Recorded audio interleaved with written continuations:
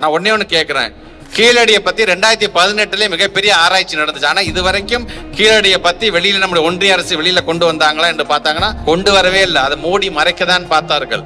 ஆனால் கீழடியுடைய அந்த ஆராய்ச்சியினுடைய அந்த வெளிப்பாட்டை நம்முடைய மாண்புமிகு தமிழ்நாட்டு முதலமைச்சர் சட்டமன்றத்தில் 110 விதியின் கீழ் அதை பத்தி எடுத்து சொன்னார். என்ன சொன்னார்? கீழடியிலிருந்து நமக்கு நிறைய சான்றுகள் கிடைத்தது.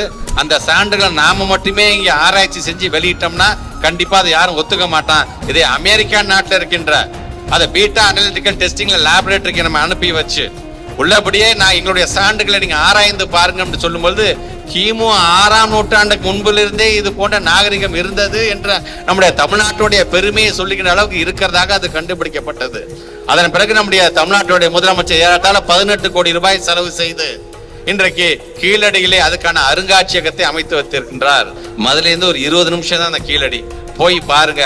நம்முடைய மாண்புமிகு தமிழ்நாட்டு முதலமைச்சர் முத்தமிழறிஞர் கலைஞருடைய தவ பிள்ளை அதை எப்படி அதை மிக அழகாக அதை செய்திருக்கிறார் என்பதை நீங்கள் கண்கூடாக நீங்கள் பார்க்க வேண்டும்.